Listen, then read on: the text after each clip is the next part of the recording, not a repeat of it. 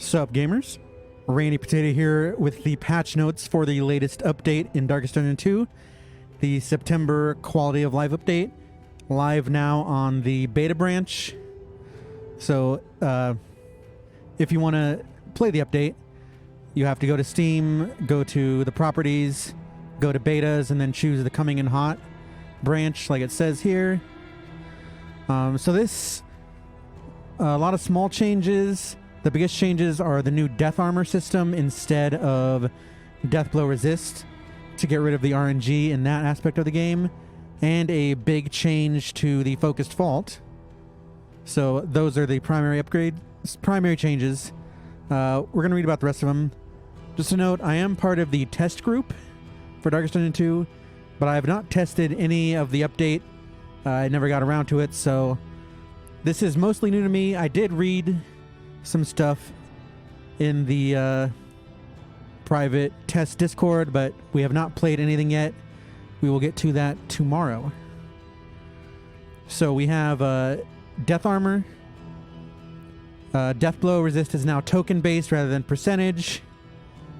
So all the skills have been changed basically that mess with death blow, and skills will now remove a certain amount of death armor, and then an enemy will always die when hit with no death armor, basically. I was mixed on this. We'll see how it feels. I've heard there's a lot of changes as far as, you know, different items you can use and skills you can use that might make more playstyles viable. So I'm cautiously optimistic. You can now change hero paths at the inn. It will cost money, I believe. This sort of helps make hero trinkets more viable. Say you find a certain hero trinket, you can change your path to accommodate, or say, I don't know, your team just isn't working out, you can respec. You know, you get a certain region, certain trinkets, certain whatever. You want to change up for different bosses, although depending on the cost, it may not be viable. Just more variability in how you can, more control in how you play the game. So good change here. And a big one, you now choose your own replacement if you die. If you lose a hero, you now choose your own replacement from the available hero pool, obviously, which makes dying a little more viable. So that's cool. And they are returning the factions back into road battles. Factions are the region-specific enemies. So now it'll make road fights a little more interesting and probably more challenging, rather than just facing the exact same Pillager and Gaunt builds over and over. So another good change. Blah, blah, blah. Stygian Flame, obviously, no more Deathblow resist increased. It's all just called Death Armor now. Blah, blah, blah. This one's a one everyone wanted. You can now choose your skill order just like in DD1. The order in which you select your skills. I'm already so used to the skills in the order they are. I don't know if I'll use this. We'll see. I mean, it's probably smart for me to just learn this new. Alright, so obviously they're changing items. Death Cap Spores reduce death armor. Covert Cloak has Execution 1, which I assume is remove 1 death armor. We'll have to play to find out. They just changed a bunch of skills. Hero Remains are now mastery based instead of candle based, which is good for obviously if you lose a run you can get more mastery. They removed the bonus you get from Hero Remains in the Valley, which was a fun little not glitch, fun little thing that happened. Slayer of Faction quirks have Execution 2. That's pretty good. I don't know how much death armor enemies are going to have, but sure, sounds fun. Mark for Death now removes all dodge. This was a problem I had with Mark of Death. It ignored dodge but did not remove it. So this is a buff for Bounty Hunter. Not sure if he needed it, but sure. Finish him is an Execution 2. Pretty cool. Glint in the Dark buff. Glint in the Dark has Execution 3 if Grave Robber has Stealth. Interesting. So Glint in the Dark was already something that was pretty good, but I never really used it. So cool to see it get a buff. Bloodlust damage increase. Bloodlust has a cooldown. Bloodlust provides execution versus bleeding targets. This seems really bad. Seems like a giga nerf for some reason. I don't think execution matters that much. Not sure about that one, Chief. But, I mean, I never use Bloodlust anyways. Alright, Wicked Slice, blah, blah, blah, double tap. Okay, so Wicked Slice always has execution. Double tap only has it on plus. Sack Stab plus now has execution. Okay. Binding Shadows no longer messes with combo. Alright, they changed the launch ranks for Binding Shadows. This was something I wanted. I'd prefer it was any rank, but it makes more sense for it to be from the back, right? If you're moving forward. So, Occultist is much better now in movement teams. So we can run more dance teams now. Binding Shadows inflicts a non-resistible debuff. Debuff. So that's interesting. Binding Shadows generates unchecked power 66% of the time when upgraded. Okay. Alright, this change is massive. Malediction now lasts for 3 rounds. This makes it... I don't know if it makes it viable. We'll play around with Malediction, but this might make it... might make it viable for bosses now. 3 rounds. You get some riposte on. You get some throwables, right? Does Malediction work? Is it on hit or on damage? If it's on hit, then Linseed Oil now becomes OP. I don't remember because it's been so long since I used Malediction. We'll play with Malediction. But yeah, this might be viable. Who knows? We'll try it out. Weakening Curse now applies 2 weak. Weakening Curse Plus removes all strength before applying weak tokens. Meh. Regular Vuln Hex applies 2. Alright, that's a giga buff. And it removes block and block plus, so the upgrade isn't as important. But it's... okay, that's good. Alright, and this is a huge one. This is one I read about in the test group. Weird Reconstruction has been giga buffed. The minimum threshold is now 50%, putting it in line with, like, Plague Doctor. And Weird Reconstruction Plus, so basically, it's Battlefield Med except no use limit, but also no dot clear, right? But the no use limit and no cooldown aspect, and now that can be used on more heroes, this might make it viable. All these changes might make Ritualist Occultist, which was one of the weakest paths in the game, because Occultist is one of the weakest heroes in the game, might make it viable. So, Occultist buff. Big. Alright, Carrion Eater gain death armor. Gander gets... alright, so 25 to 2 death armor. 33% to 3 death armor. Evangelists get 1 death armor.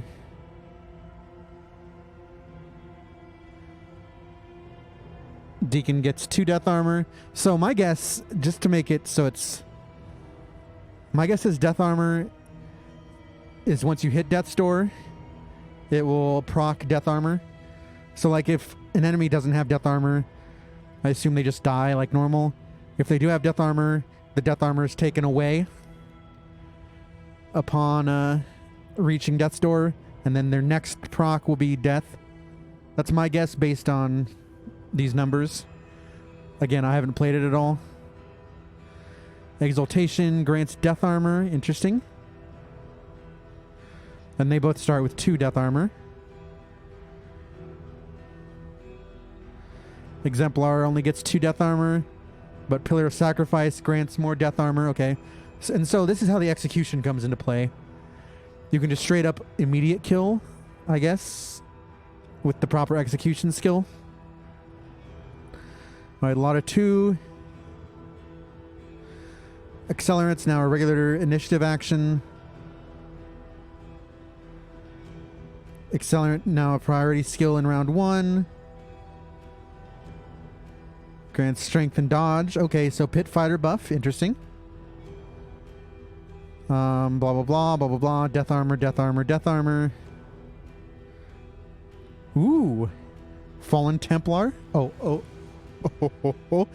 This is good. The Fallen Templar was garbage. Complete trash, right?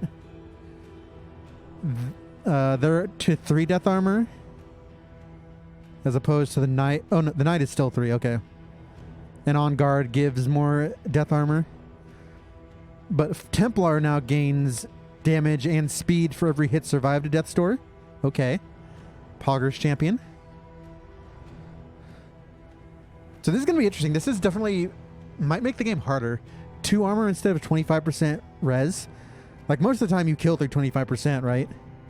But now you have to use either execution or... So, sort of interesting. Fitting time grants death armor. Okay.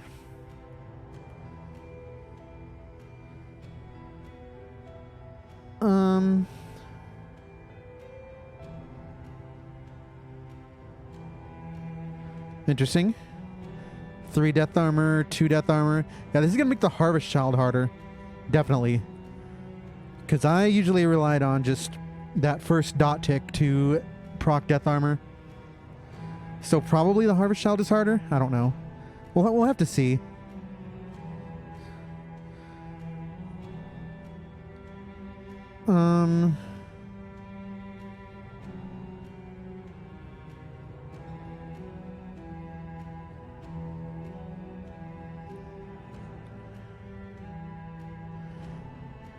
Did they buff the Leviathan for some reason? They also... Alright, well, we'll mess with that. We don't play Leviathan, so we don't care. Alright, boss changes. I didn't know there were boss changes other than boss 3. Let's see what they are. Speed has been adjusted for everyone, so they're not clustered. 3, 5, 1, and 2. Interesting. Okay. Seems like a Giga nerf. Giga nerf to Act 1 boss. Act 1 boss was already a joke, but it's supposed to be a joke, I guess, since it's... Hopefully they restore real Act 1 someday. That's been a gripe of mine. 3 death armor for the lungs. Alright, Act 3 boss changes. What everyone's been waiting for. Alright, so they updated the academic view. Hopefully it's good. Scene token max reduced from 4 to 3. Scene tokens are fully removed when a hero is in stealth. So I read about this. It's just an extra way to get rid of scene tokens. This removes all of them. This makes that stealth item, which I've demonstrated is very OP in Act 4. The stealth combat item, it makes it very OP. Stealth in general is OP now. So this is now an automatic item, sort of like the Noisemaker used to be. Kind of dumb, but I guess. We'll see what else it does. 1 C token is removed from a hero when an enemy misses that hero. Alright, so dodge is a thing now. 1 C token removed from a hero landing a killing blow on the eye. Okay. So that's sort of like it was before, a little bit. Blind is now no longer ignored. This is a big one that I read about. This makes blind much, much stronger. Makes debuff piercing much stronger, which that's Tinker's gear, right? The owl is debuff piercing, right? Buffs. This double buffs the runaway, both run and hide, removing scene tokens, and smoke screen existing. Jester stays winning. Smoke bombs stay winning.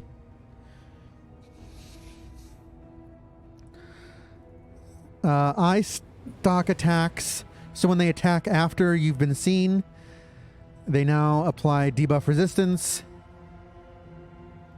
Okay, so the eyes now apply 3 scene tokens at a time. but their speed has been reduced. And then the second level applies 2, speed reduced, and then the lower level is the same. So speed is still winning, but you don't need as much speed to succeed. Just a couple things, and then you kill, and then you don't get seen. Okay, so far. So for me, I didn't have problems with the Act 3 boss. I thought the most recent edition, like, it's something that you can actually figure out on your own. It's, you know, you kill the eyes, unlike the old one where you don't actually want to kill the eyes, but you kind of do to rearrange the tokens. And it was weird. I guess I like blind. Although it's a huge nerf for the focus fault if they can now be blinded. But at least, you know, at least things make sense, right? I don't know if these things actually make this better. The stealth thing is weird. Alright, let's see what the focus fault changes are. Okay, no immediate action on phase 2. Nerf for focused fault. 3 actions per round. First turn will always be behold. Apply to attacker when crit combo has been removed. Okay. Reduced bleed, blight, and burn res from 50 to 40. So dots were already the meta, right? And they just gigabuff dots. Maybe not gigabuff, but Alchemist is now 93% instead of, what was it, 83%? Or guaranteed with any sort of piercing. And even like normal dot enemies, just one thing of piercing and you're good. Reduce debuff res. So debuffs are now a thing. Very interesting. Behold's no longer a free action. It does not apply weak tokens. It applies 2 random tokens, either vuln or daze. And only targets heroes with a scene token or a random hero if there are no scene tokens.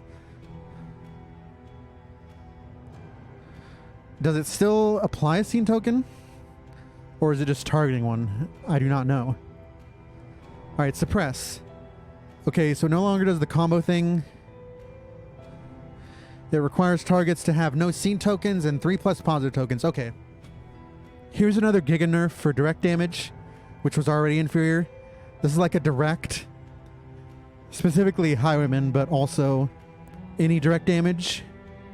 So with dots, you scale with trinkets, right?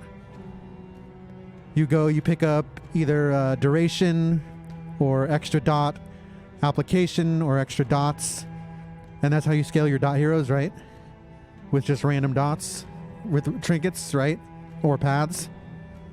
With direct damage, you scale with, obviously there is some trinkets, but it's generally you're getting, 20% on your base damage, which is not that much. Generally, the way you scale is with strength and crit tokens, and also vuln, which is now viable in this fight. So now if you're a sharp shot and you want to scale, you're going to get smacked with suppress. Same with Ravager. If you're running a direct damage team, you'll run like, say, Seraph, and you'll just start giving tokens to everybody. You'll grab a Jester and solo finale with a bunch of dodge and a bunch of crits and strength tokens. And now that is punished, just like in Act 5, with the whatever his thing is where he destroys positive tokens.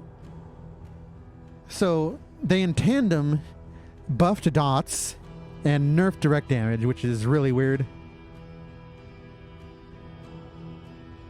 Hits multiple heroes as long as they meet the conditions, but it will not hit all of them, I assume.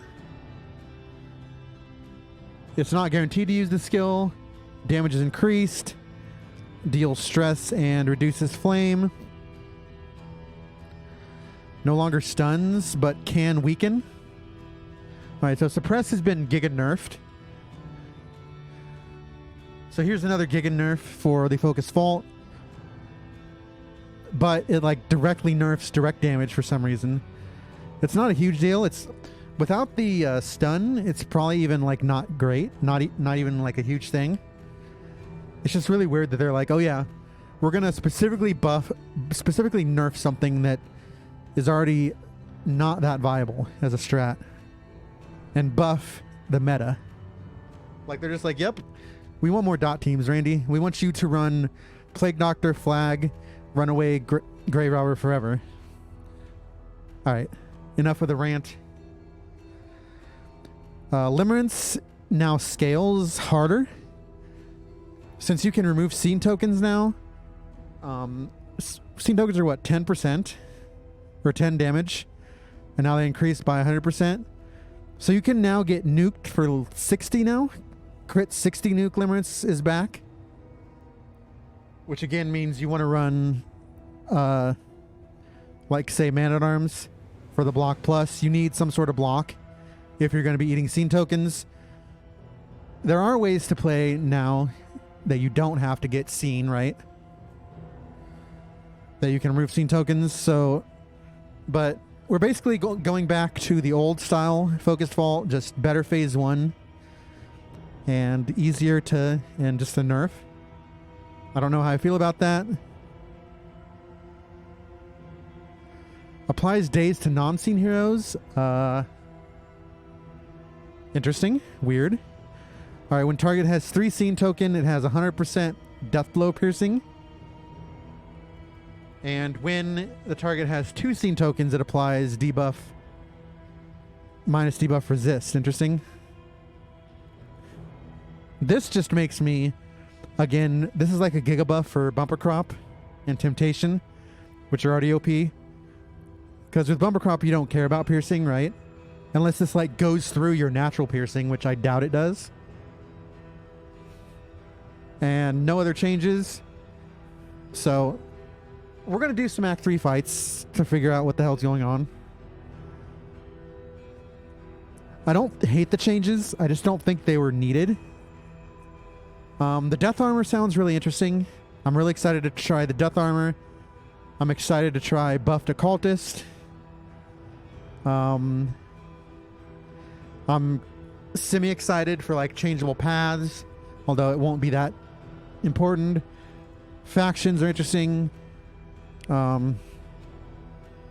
mean, it was a quality of life update, right? It's not supposed to be a huge, massive patch, but they did quite a bit, and we'll just have to give it a try. So thank you all for watching, and I will see you all in the future for this update. Thank you and goodbye.